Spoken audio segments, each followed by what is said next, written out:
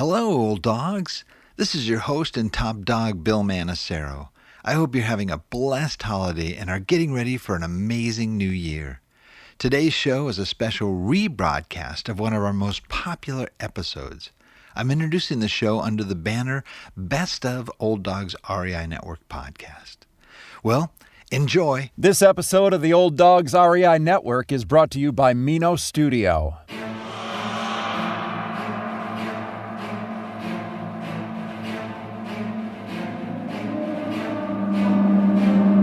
In a world where jobs are how most people make money, one man, one desire, one challenge dares to break the mold. Welcome to the Old Dogs REI Network, where we don't work for money. Money works for us. Coming soon. Viewer discretion advised.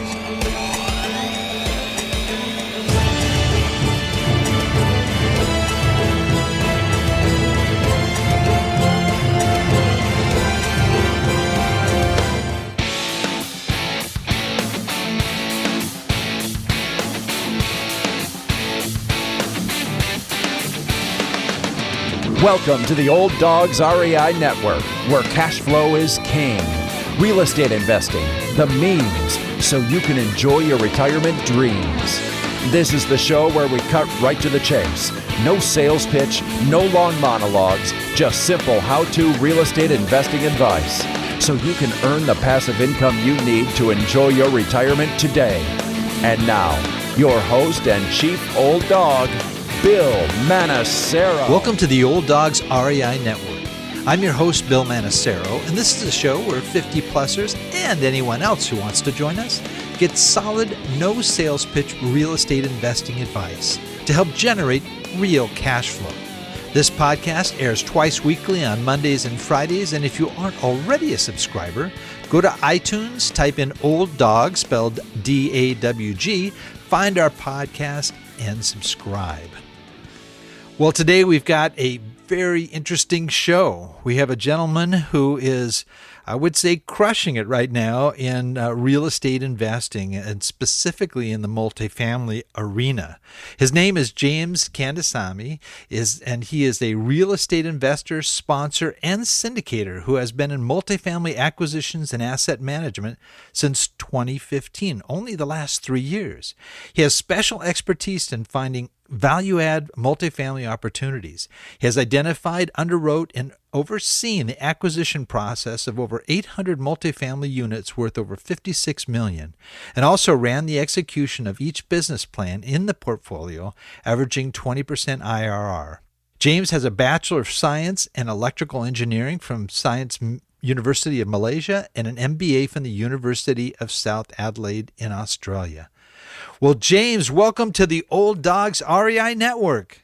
Hey, Bill. Happy to be here and happy to be interviewed. Let's start. We are glad to have you. You know, this is funny because, I've been just fascinated with the fact that some of the most successful real estate investors that we've been interviewing over the last couple of years, many of them are engineers. And I think that is just fascinating. I know it's definitely a numbers game, but it is very interesting. And I definitely want to hear more about your story and your background and how you got involved in real estate investing. Sure. I can start with introducing myself. So we live in Austin. We buy our deals right now in San Antonio, and we have started to look for deals in other markets as well, just as a strategy to diversify. Currently owning like 800 units across 5 different properties. We started in single family, rentals, and we did some flip. We started with 13 single family houses in 2013. Out of that 13, 2 of that were flips, and after that 2 flips, we promised not to do any more flips again. It's just too much work. It is. But we did like 11 rentals, which the first 5 there was some cash out of pocket, probably like 8,000 to 10,000. But the last 6, it was almost zero cash out of pocket. Primarily, the strategy that we deploy to to buy our deals in single family and multifamily, it's basically summarized as buy, rehab, reposition, and refinanced and repeat, right? So it's BRRR, which is pretty Burr method, right? Burr Bigger method. pockets. Yeah. Exactly. It's from a, it's pretty famous in bigger pockets. So we started with single family Burr, and then after that moved to multifamily Burr. Exact strategy. We just learned from single family and moved on to multifamily 3 years ago. So we primarily focus on value add deals. We don't buy the cash flowing day one, no upside deal. We buy, we don't mind buying a cash flowing day one deals, but you need to have upside where we can put in capital and improve the operations and increase the NOI of that property. So that's what we specialize in. One specialty that we do is we are really good at finding off-market deals. At the same time, we also do the whole pipeline, acquisition financing, and also we do property management. We have our own property management ourselves. We do our own rehab management as well. So we do everything so that we can control the entire pipeline. God, that is fascinating. Well, I'm going to take you back to something you said in the beginning that, and I assume when you started investing, were you working in a full-time job, a W-2 job at the time? Yeah, exactly. So I only resigned like 2 months ago after buying. I had my full-time job until I bought like 340 units. So only 2 months ago when I closed my 460 units, in fact, we closed last month. I resigned because it's becoming really fun. We're making really good money. At the same time, I need to give a lot more attention to it. And it's not only me; it's me and my wife, right? So two of us tag team and do all these deals. Oh, that's neat. Now, you mentioned one thing I latched onto. You said, well, I started with 8,000, but after a while, I wasn't putting my own money into it. Now, can you explain that a little bit more? What did you mean? So no, it's not like I don't put in money. So we do put in money. All the deals that we do, we never had a deal where we don't put any money in. But with the strategy of double closing, which basically means that first you buy a property, you put in money, you put 20 to 25% down. For especially in single family, you put 20 to 25% down, and then you buy it with the hard money lender or any private money, and after that you refinance it into a conventional Fannie Mae housing loan. You basically have a delta of like 5% between the hard money lender and the normal conventional housing loan. So that 5% would pay you back a lot of your down payment that you put in. And that's how you becomes zero money. In fact, some of the houses were paying money back to me because of that strategy. Interesting. Now, when you were building up your single family rental homes, did you leverage those to move into multifamily, or did you try a different approach there? Yeah, absolutely. We didn't have capital in the beginning, all right? So we only had like 50,000 to start with for this whole real estate when we started, and we refinanced our house equity to take out that 50,000 and start investing in single family. So yeah, with that 11 to 13 single family that we did, we built up equity of like almost 400,000 within 2 years. So it's a very, very strong. Man, oh man, that's amazing. In 2 years, you picked up 400,000 in equity. Yes. And I still have the house. After 2 years, I still had the house. I had 400,000 of equity. We refi all our single family like almost 3 times, just taking out money and putting it into multifamily. So we put a lot of that 400,000 into multifamily, our first acquisition. Amazing. I mean that is what an amazing. So 50,000 brought you to over 50 million 3 years later. I mean Yep. 56 million. I mean that is Yep. wow. I mean that Correct. now had you had any prior business experience or have you always been an engineer or in engineering? Well, I'm an engineer, so I do a lot of analytical thinking. Everything is being calculated. Sometimes it can be analysis paralysis, right? But I also have an MBA background, which is just by education, right? But we have tried, my wife and I, we have tried a lot of businesses before coming to real estate. We did online education program. We were trying to build an online website.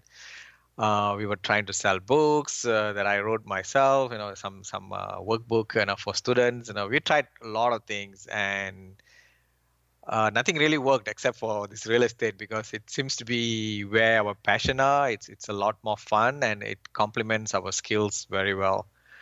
God, that's great. Yeah, that's one thing I can totally relate to because I'm a lot older than you are, but when I was in Haiti, one of the things I was looking at, what kind of business can I start, that can kind of carry me through retirement, and I tried the online businesses, I tried the reselling the Amazon stuff through eBay and all these different things, but it was really real estate the same here that just said, hey, this has got staying power. This can really work. Yeah, yeah. I mean, I think one thing that I analyze a lot, and I always was thinking about real estate. I mean, first was rentals. Even if you buy a normal rental, just buy day one. If you buy it right, it cash flows almost like 7 to 9% without doing anything. But if you do like double closing, then you almost become zero money down, right? Which means your your cash and cash goes to 50 to infinite, right? So. Right. But in multifamily or any real estate, I mean, you are the top of the chain. You are the guy who's buying the asset, right? So because you are the top of the chain, you can make a lot of money, right? Reselling other people's stuff. You are just on the bottom of the chain, so you don't make a lot of money. So that's Right. how I see it. Now, how did you happen to step into real estate? You were on these online businesses. What drew you into real estate? Well, someone told me once that he's doing rentals, and I was thinking, rental doesn't make sense. And I'm a guy who like to make a lot of money. I mean, of course, everybody want to make a lot of money, right? But how fast can you make the money, right? And he said he was doing rental, and he said he buys rental, one rental every year. And I start doing the calculation. Yeah, not bad, 9% cash on cash on a single family. It's not bad. And I've tried stocks, and it's just not my nature to invest in stocks. Stocks need people who want to buy long term, and you need to have patience, and it plays with humans fear and greed. And I read a lot of article that 99% or 95% of individual investors are not making money in stocks. Actually, the big institutional guys are making money. And I realized, okay, I'm not doing stocks because I'm not in control of it. So that's why when we started looking at rentals, 9% return was good. And and I just heard somebody in radio, and they were talking about like $5,000 down and you get a house. And I started learning that methodology, and that's where I found out about this double closing strategy, the BRRRR strategy. And I know it can make a lot more, much higher cash on cash. Oh, sure. Everything you're buying, even the single family homes, are in San Antonio? Yes, I started in San Antonio. Yes, correct. Even though I live in Austin, but San Antonio has been where I started with single family and moved on to multifamily over there. God, that's a great area. I've heard amazing things about San Antonio right now. It seems like a pretty hot area, in fact. I don't know. When I was buying in 2013, it's very strange. Everybody's in Austin. They don't like Not to say they don't like. People say, that's a slower town. Austin is much more, cooler town. Prices appreciate crazy. Even you buy a hut, it triples, 3x in 2 or 3 years, right? Whereas San Antonio was like a slow and steady cash flow. But the latest stats from U.S. Census Bureau shows that among all the states nationwide, San Antonio has the highest in-migration, right, for past 1 year. Wow, San Antonio, huh? Wow. Yeah, I'm not sure what's happening, but all my multifamily is above 95% occupied, so that sounds good. Oh, yeah, it sounds really good. Gosh. Well, neat. Well, you obviously learned from experience. Now, do you still have all of your single family homes? We have I mean, every time a tenant move out, we sell it. So we have 4 more left out of 13. We sold the remaining. We only have 4 left, and if someone moves out, we will sell it. Gotcha. Yeah. So just makes more sense now that you have the multifamily to be able to have it all under one roof as opposed to a bunch of different roofs, right? Yeah, it's just more scalable, and you have staffs working for you, and yeah, it's just much easier once you establish all your systems and processes. Oh, sure. Yeah, that totally makes sense. And the fact that you're managing your own property, it's just you and your wife. No, I mean, you obviously have staff, right? That, especially for the property management side, I would imagine, right? Yeah, yeah, we have like 18 staffs right now. Yeah, it's only me and my wife, and sometimes we are like thinking, hey, should we? I mean, we are planning to hire some corporate staffs, but right now 800 units is just between me and my wife. There's no partners. Um, that's it, two of us. Now, just looking at your role, and I can see that your wife. It looks like I just from looking at your website that Mm-hmm. she oversees the property management part of it. So, where is most of your time spent? My time spent on looking for deals and investor relationship. I would say looking for deals is much more apparent right now because I have a good investor base, and as you know, at this circle of the market, there's a lot more capital looking for deals. So I'm focusing a lot on finding deals, whereas my wife is, she's focusing on turning around the property and doing the property management. She's right now the regional for all the property right now. And she's overseeing rehabs and that kind of thing too. Yes, correct, correct. Yeah, she's very strong in that. I'm strong in analyzing deals, networking with sellers and brokers to find deals. And that takes a lot of time, right? So Oh, sure. Oh my goodness. So one guy, that's a lot. How many deals do you look at in the course of a week on an average? cost a week, probably 4 to 5. I mean, we look at a lot of deals, but not all deals, worth analyzing, right? So especially if the deal is being blasted out on an email, I mean, that's like at the bottom part of my bucket. Most of the time, I don't even look at it, right? But if a broker or if a seller start calling me, and you can see from their tone whether it's really an off-market deal or not. So I usually do some kind of smell test for all the deals that I see, and I probably will analyze like 3 or 4 deals per week. Um, How do you sift them? Sort of you mentioned a smell test. What key factors, key ratios do you look at right off the bat that makes you decide this is a stay or a go? well, I mean, first of all, I would say, okay, let's say if an email blast, right? So that basically, if I have the time, I will look at it. And let's say if the email blast comes, I would look for, is there a value add component? Is the broker selling some, doing some marketing about some value add? And I would say, what kind of value add are they talking about? If the property is already rehab, like, 50, 60%, you are basically coming in and trying to do another 50%, right? Which is not much of value add, right? The second thing I would look at is when was the property last bought and sold, right? If somebody is trying to sell a property which was just bought 2 years ago, basically the guy is flipping the property, right? The seller is trying to flip the property. So that also goes low in my bucket list because they have a high loan amount, very less equity. So the chances of you getting it at a good price is going to be low, right? So that's these two criteria would at least take off a lot of things from my plate. The third criteria I would look for is basically I would ask what's the whisper price, right? So whisper price, then you divide by per door, but that is not it, right? Price per door, okay, yeah, it's not like you have to look at price per door in relation to the unit mix or the square footage of the units, right? If it's too high compared to the average property on the market, then of course you're gonna delete that, right? You're gonna just put it in the bottom of your bucket list. The third thing I would look at is once I go through these 3, 4 criteria, then I look for the location, right? So I'll go to Trulia and just put in the location and see the crime map of that area. If it's high crime, I'm not gonna even touch it. So these 3, 4 things would eliminate a lot of deals already, because a lot of deals that being blasted out by brokers, either it's in a bad area, bad high crime area, or area that doesn't have potential, or it's just overpriced. So otherwise it wouldn't come on an email blast, right? So 95% of the deals in multifamily is done off market, and even the 5% that done off market, out of that 5%, 95% of it is really not worth it to really look for, even for experienced guys, because most of it is not going to work.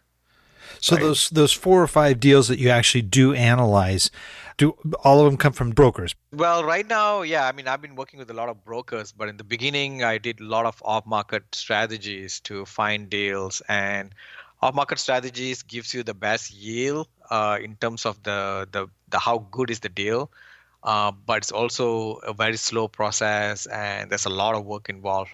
But I think it's the most important way, most efficient way for any newbies to start, but for an experienced guy it may not be the efficient way, right? So I think I would say for experienced guys who have done deals, who have built track record and credibility, they can work with brokers. But for newbies, you want to do off market strategy because brokers are not going to be listening to you. So what are some of your top off-market strategies when you were just starting out? Well, when I started out, uh, I mean, so we are talking about in general real estate off market, right? So I started with single family. We started with yellow letter marketing, which is basically a letter that you send to a seller saying that I'm interested in buying your property in this location, right? So you are hoping for, like, out of 1,000 letters you send, you probably get like 5 responses, which is okay. And out of 5 responses, you do one deal, right? And that's how I was able to build like 400,000 equity within 2 years in my single family. Great. Right, because you find people who doesn't want to lease this property, who doesn't like brokers or agent, they just want to sell to you, and it's not like it's easy as you just send a mail and everybody's going to respond to you, right? It takes time to really. First, you need to go by certain frequency, like every 3 months, every 6 months. Second, of course, when they call you, you have to have that listening skills. You have to have that empathy. You have to be able to listen to their story, and everybody have their own story. They want someone to listen to them, right? So, but end of the day, you want to figure out what is the problem that you're trying to help them solve, right? So once you're able to figure this out, you have good skills in listening to people's problem, and you'll be surprised on how much people are willing to sell a property to you if you have that skill, because they think now you are someone they know, someone they are willing to trust and sell to you. That's great. I like the whole approach to looking at it as solving problems too. That's a great way to look at it when you get those calls. It's not a hot deal to make some money, but here's a problem to be solved. I like that. Correct. Yeah, yeah. Every deal that we bought, we solved some kind of problem. It's you have to be creative enough to solve some problem, and to be creative, you just have to learn what is real estate, how the transactions being done, how does the whole title work is being done. There's a lot of creative ways in real estate that you can make deals happen. Oh, sure. Now, as you transitioned into multifamily, now, did you have any kind of training, or did you have a coach, or were you involved in any kind of programs, to learn how to do multifamily? Yeah, yeah. I have two programs that I was involved. One was a group in Texas where they taught me a lot of nitty-gritty part of multifamily. But the key thing that I learned from them is basically how to make sure that you do a really good job in property management, right? The second group or second person I learned is someone from New York who taught me how does the Wall Street of commercial real estate think and execute deals, right? So these two groups combined with my single family experience of finding deals, uh, resulted in me coming up with a unique approach on my own to buy multifamily and to reposition them. That's great. Now you went right from those single family homes. You had 400 in equity. Did you take that whole 400 and put it into your first multifamily? No, I think in the beginning I put almost like 125,000 to buy my first 45 units. Okay, gotcha. And now to find that 45 unit, did you use some of the same off-market strategies?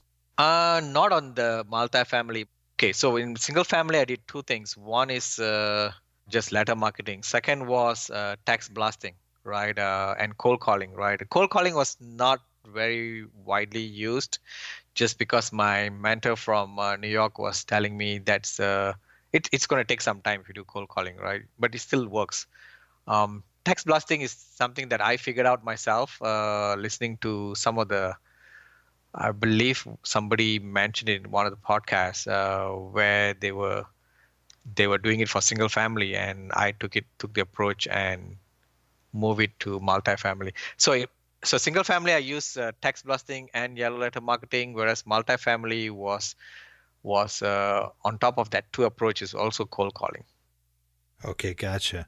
So was your first deal through a broker or was it through your off market, some of the other marketing you did? Well, I mean, yeah, I mean, I everybody's told me to go and work with brokers, and every time I talk to brokers, nobody really want to entertain me, right? So, I understand.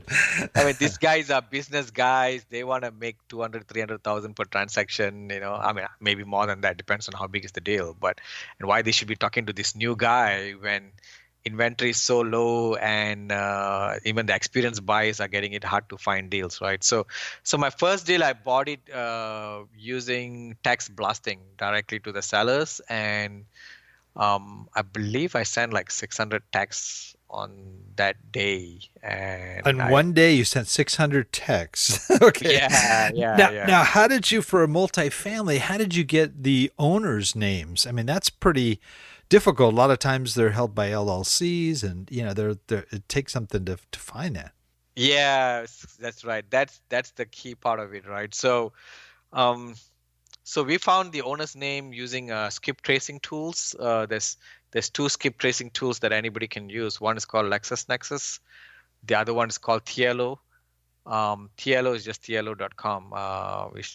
So we The, found the the initials TLO. TLO, yeah, Yeah. Okay. TLO. .com. So we found the mobile phone numbers from there and start texting people. Well, LexisNexis is not cheap. I mean, that that's expensive, isn't it? Both of these are not cheap, right? So it's pretty expensive. But I mean, as a guy who's committed to start, you have to figure out how to get deals, right? You have to think differently from everybody else, right? If you, I mean, it's not easy, right? So if it's easy, everybody would be able to do it. So I committed myself to think differently and try out different methods to find my first deal, and it did work. That's great. That's great. Well, looking at you've had a pretty short history so far here, but in that time, I'm sure there were things that didn't go exactly the way you wanted, and I wanted to kind of find out from you, what would you say, sort of, at least to date, what has been sort of your biggest mistake that you've learned from? Well, luckily, my biggest mistakes are not yet done on multifamily yet, and sometimes that's a bit scary because I'm always worried about what you do not know until the market turns. That's when you'll know who's the guy who didn't do well in our underwriting. But my biggest mistake, we did a lot of it in single family, right? When we starting, first I didn't get education, and I tried to buy my first deal, thinking that, hey, I'm an engineer, I know a lot of stuff, I can calculate this. It's I would say ego or arrogance, right? So I didn't lose. I mean, I didn't lose big money, but probably like $3,000 to $4,000, just because I almost bought a bad deal and the appraisal came so low, but the seller was trying to sell. I mean, the wholesaler was trying to sell, and I realized I was just not educated well enough in buying that deal. So I would say my biggest mistake was didn't do my RANCOMs properly. Yeah, my RANCOMs or my sales com properly, and it happened in single family. Other mistakes are, using wrong contractors. As we were like trying to reduce our cost of rehab, we like to use our subcontractors. GCs are expensive, but you need time to really weed out a good contractor, right? And you'll find out people who coming and, let's say, a plumber coming and doing plumbing, and you see you're doing major rehab. Hey, I can do tiling, I can do roofing, and we like this guy to do plumbing, and we start giving them roofing and, and tiling, and next thing you know, he starts subcontracting to someone else, and the whole budget goes off. The whole work is like have to be redone, and we lost quite a number of money on that. So now we have learned how to do good contractor management, and how to do a good RAN or sales com. I'm very, very picky on that. That's good. Do you have a full time team or guys that you just use on a regular basis? We don't have a full-time team, but they are teams which has followed us from our single family just because we budget well, we do a good job in paying them, we make sure everybody get paid, and that's the important thing in the contractor world, right? So they appreciate that. So they are coming and working with us just based on contract basis. There's no direct, we don't directly employ them, but they like working with us because we are good paymasters and we take care of them and they do a good job for us. That's great. What would you say your biggest success to date has been? First three deals of all of them are very successful. So I've done like 5 deals up to now. The last 2 deals we just closed last month.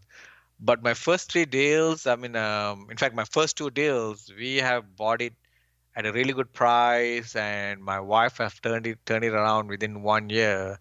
So we basically refinanced out almost 117% for both deals within 12 months. So imagine this: you're Wow. buying you're buying a property, all the passive investors putting in 100,000. After 12 months, you take back that 100,000 or more than that, and you still have the property. So what does that mean? That means it's a commercial real estate with zero down. Amazing. So you're buying properties, you have investors, but instead of selling the property, you're doing a cash out refi and paying investors back and then holding onto the property? Yeah, we hold on to the property, and we have to be very careful when we cash out, because if you cash out too much, your mortgage payment will erase a lot of your cash flow later on, right? So we like to cash out. First of all, the bank most 99% of the time doesn't allow a cash out within 12 months, right? Most banks, most agency loans, Fannie and Freddie Mac, they don't allow that just because a lot of people are not doing any work to the property, but because the market triple or double and they want to cash out, right? So Fannie and Freddie or any agency loan, they know you didn't do work, right? So in my case, I have to write a lot of stories, write a lot of PowerPoint slides, and tell them all the work that we are doing to justify why we increased the value rather than market increased, right? So that's how we do our cash out. What percentage cash out are you usually looking at then so that you don't get the mortgage too high? We like 75% LTV. Uh-huh. Like my first deal, we our LTV right now probably at like 70 or 65%. So even after cash out, right? So we're still pretty good, right? So we have a lot more meat on the bone to do rehabs, and but we already like take out almost all the money out. My second deal also will be like 70 to 65% LTV, because when we refinanced 2-3 months ago, which is like 12 months after we closed on the deal, when we refinance at 75% LTV, but our interiors are only like 50% done, right? Mm, We took the cash out, we allocated a huge sum of money for continuing our rehab, and but we did pay out almost all of the money to the investors. great. Yeah. Would you know what kind of IRR they're getting? It'll be above 30 to 40%. Oh, wow. That's awesome. Yeah, it's Wow. crazy, right? So That's yeah. really great. Wow.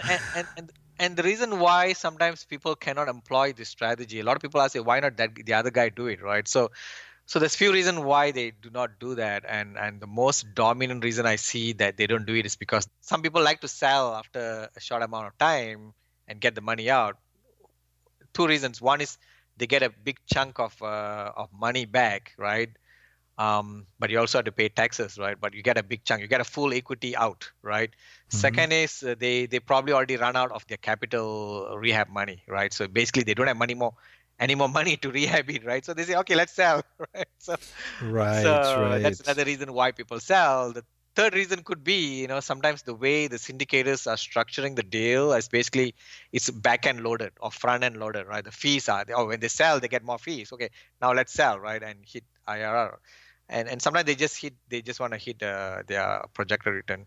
However, I'm a long term buy and hold guy, and the best strategy in buy and hold is which balances between cash flow and high IRR is basically to refi your invested capital as quickly as possible and let it cash flow for long term. So what's your typical buying criteria then? Typical buying criteria is any deals need to have upside in it, right? So I don't mind buying a deal at low cap rate. Um, but you have to go and analyze the deal and figure out why the cap rate is low. It could be just the management is bad, or just sometimes the financials are wrong. They add all kind of capitals into the P&L and made the whole cap rate low. And all kind of reasons can be there just because the current management is not doing very well, right? Since we do A to Z of the whole pipeline acquisition until property management, we know the details, right? We know when we look at a P&L, we can figure out very quickly what's wrong with the property, because I look at P&L every day of my own properties, right? And I look at a lot of other people's P&L. So dissecting the P&L becomes a very, very critical skill that any good value add syndicator need to have, because Sure. that's where you go and fix the problem, right? As I said, we all are solving some other people's problem to make money. Now, are you buying under market? Are each property? Do you insist that it be under market, or can it be consistent with whatever the market price would be? No, it's consistent with the market price. It's Okay. consistent with the market cap rate. The thing is, if the market is 6% cap rate, but there's upside in that deal for to the spread of the upside, let's say you can bring it to 8% cap rate in 2 years, that could be like $4 or $5 million upside, right? But you have to put in the work. So we buy at market cap rate, but we put in the work either by rehabbing and increasing rent or reducing expenses. And that's where you see the spread, right? Once you go in and fix up what's the spread of the cap rate, right? Pre-improve versus post-improve cap rate, and that are the deals that we look for. Gotcha. And what about the structures themselves? I mean, are you looking at garden types of apartments? What Yeah. pitch roofs? Well, I mean, for me, pitch roof or flat roof really doesn't matter. I mean, I don't do chiller system because chiller has their own problems. Good location. I mean, just low crime rate, because usually we want to turn around properties quickly, so we need the higher paying renters to come in. 19 I mean, of course I would love 1980s and above. That's what I'm trying to target. But if there's a deal which comes in 1970s or 1960 and it's a really good upside, we will go and buy it and fix it up and turn it around. Oh, that's great. Are you mainly in C areas, B areas, A areas? No, C and B. C and B? Okay. Yeah. I mean, I don't know whether we can find deals in A area. If I find it, yeah, that's fine. But the key criteria is you need to have an upside, Right, right? I need right. to be able to see upside in 2 years by putting in capital and our own effort into it. Gotcha. Well, we have a lot of listeners that are 50 plus in age. Some of them Mhm. are working, but they're approaching retirement, and they're really, looking at the numbers, looking at what are they going to do in their retirement? Are they going to have the income to maintain the lifestyle they have, to be able to do the kinds of things they want to do in their retirement? And then there's those that are already retired, and they're either realizing that they can use some more cash flow in their lives, or they can, looking at their nest egg, they want to be able to get the best return. So what kind of advice would you have for those folks? A lot, they're obviously listening to the show because they're interested in real estate investing as a possibility to be able to meet those needs. Investor needs versus the deal types, right? There's two different things. One is investors who need to multiply the small amount of money they have. The other investor who's retired and want to just do passive, they want to just get cash flow, right? So the type of deals that these two different investors going to look for is going to be different, right? You can't invest in any deals that shows up into your in front of you, right? The investors who need to multiply their equity, they can plan out to look for syndicators who do value add deals, because value add deals, it may not cash flow day one, it may cash flow like 1 to 2 years from then, but it multiplies your equity. You may get 300 400% in 3 4 years, right? So people who want to multiply the cash amount and don't need cash flow today, they should look for value add syndicators, right? The investors who has a huge amount of cash and don't want to take risks, and this is their this is their nest egg and this is their passive investment. They need the cash flow today. They need to look for syndicators who are doing uh, low risk, cash flowing day one kind of investment, right? So it's two different types of investors versus two different types of deals. So it's they need to match as what where they are in their investment cycle versus the type of deal that they're getting into. And what about those that are actually looking at possibly buying rental properties? Yeah, I mean, definitely. I mean, it's a lot of people who, I mean, right now the market is so hot, so its inventory is so low. But if you're able to start networking with people, and find that seller who are motivated to sell, who are willing to sell, they can absolutely buy deals, even though they start with small number of deals, like 10 units, 20 units, they should just go for it, right? So, or even if they want to syndicate, if they want to go big deals, you can do syndication, right, where you can raise capital from private investors, and do large deals. And I mean, from what I know, the 50 plus people have a lot of advantage because most of the sellers are also 50 plus and they feel connected, right? So um, and the other one is just the sheer amount of experience that 50 plus investors have is not, you can't match it with somebody new who's starting in the industry, right? And people have gone through many different real estate cycle, right? A lot of newbies, including myself, has not gone through that cycle, and sometimes that can be a bit scary. Oh, sure. Well, looking at yourself, looking at where you are now, I mean, only 3 years into it, and you have an incredible portfolio. What are you looking at in the long term for your company and your real estate activities?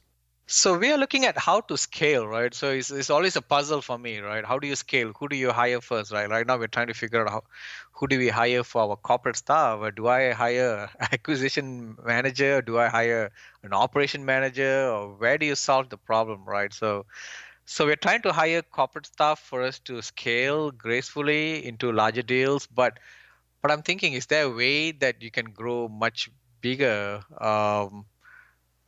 Quicker, but you do not want to. You want to make sure you still do a good due diligence in your buying criteria and your underwriting, right? So, yeah, that's scalability is what I'm looking for. How do you make sure that you are scaling gracefully? And you want to grow, definitely. It sounds like so. Yeah, correct. I mean, it's always has been like at one time I was trying to see, okay, I can find. I almost gave up on multifamily because it was so hard to find deals, and all the deals are just too overpriced, right? But I realized that that's where my mindset has cheated me. So I said, okay, I need to change my mindset, right? So there are absolutely tons of deals out there, and I start getting deals after that. Have you looked at other types of commercial, like office or retail or triple net, that type of thing? Yeah, absolutely. So I'm an analytical guy. So um, I did analysis on asset classes that has been performing for past 15 years, right? So, for example, I look at the IRR reports, which is basically Integra Realty reports, which is all, there's like 40,000 of appraiser nationwide. They submit all their reports to this company. I think they believe this company is the one who gives the designation for the appraisers, the MAI designation. So they compile yearly reports and it's free to download. Anybody can go and download that. And I took that data for past 15 years, and this is where my mentor came in from New York. So he taught me how to analyze markets and how to analyze asset classes, right? So I started looking at it. Is there a better thing than multifamily or not, right? So I look at Austin, I plot in like 5 different asset class, like office, industrial, multifamily, and two other things which I forgot, right? Some of it was self-storage. And I looked at it and I realized actually everybody thought, in fact, everybody was thinking like a lot of gurus tells you, right? Multifamily is the best investment, do it, right? So I realized that's not true. That's not what the data is showing you. The data is showing office is doing much better than multifamily. Interesting.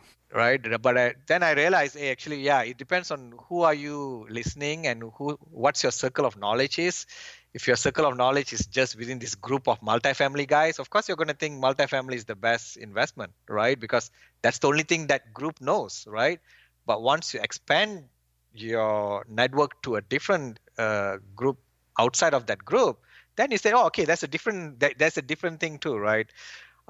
So it depends, right? So it depends on who are you learning from and all that. For me, I did look at Office, but never really learned from it. I didn't have a mentor. I started multifamily, I believe, to specialize in one asset class, and I specialized in multifamily. Multifamily is doing very well, just because of all the shift in the market, especially the millennials moving to become renters, and in general, a lot of people are becoming renters.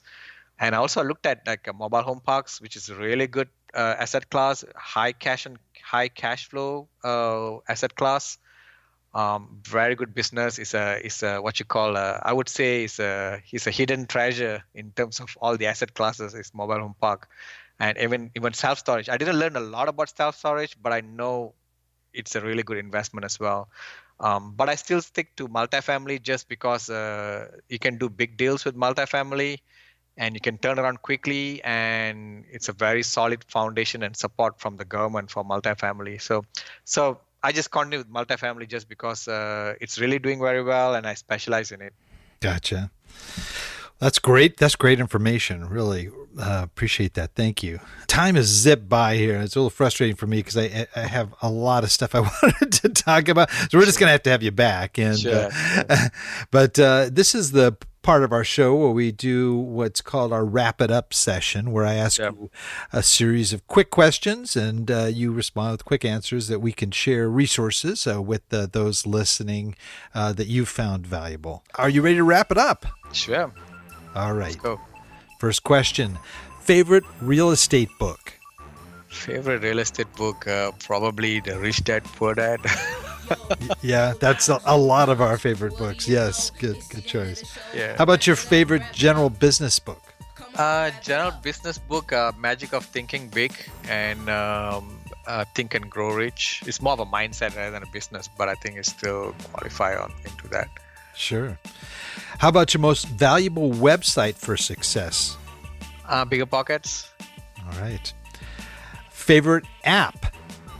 Favorite app is Dropbox app. Yeah, I have everything everything over there. too. I have everything over there. Definitely. How about favorite quote? Well, I would say maybe whether you think there's deals out there and whether you think there's no deals out there, you are right. I love it. It's whatever you think, right? Yeah. I love it. And there's a lot of people in your audience think that there's no deal. Actually, they are absolutely right. But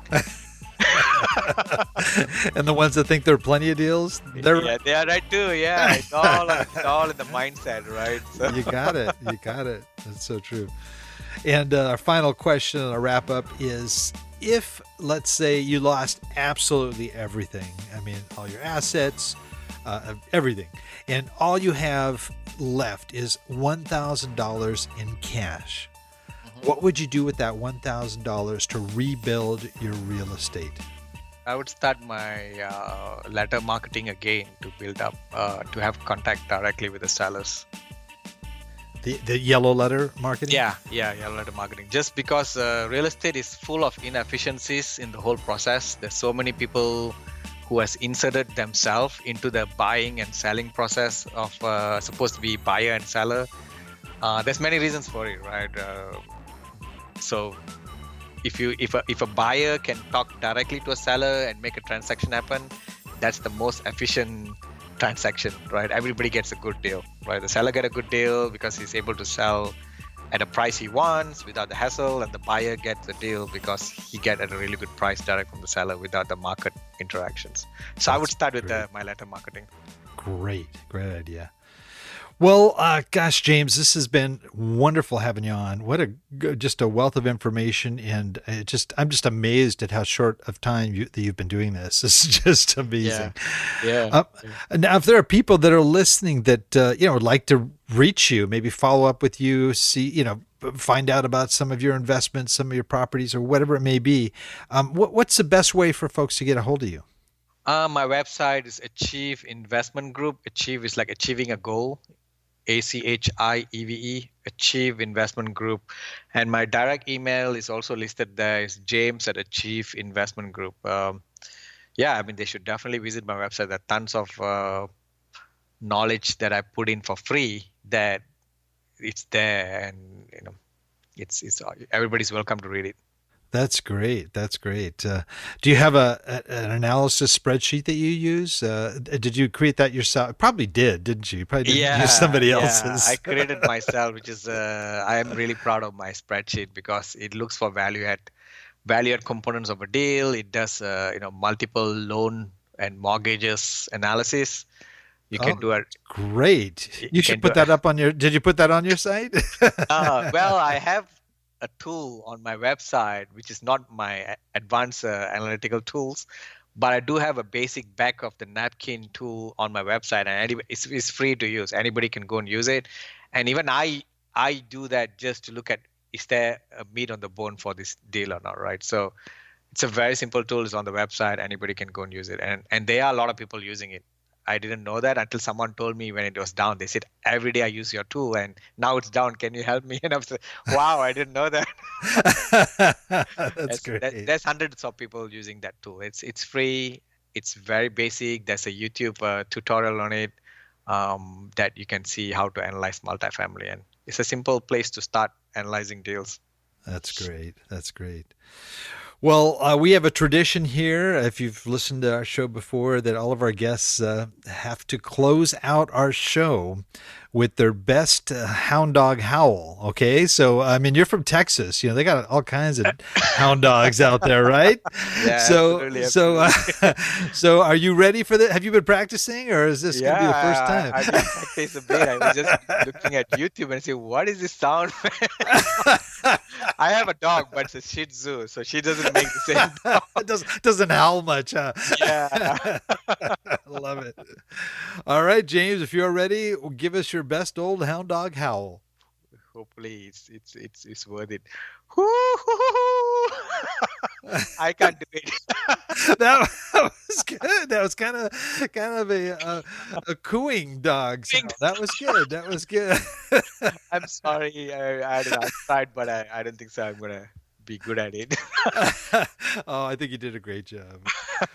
Well, thank you so much, James, for being on. We really have enjoyed having you, and gosh, I definitely would like to have you back because I see you just going places really quickly, and I think there'd be a lot to learn from your next phase of activities here. So, sure, absolutely.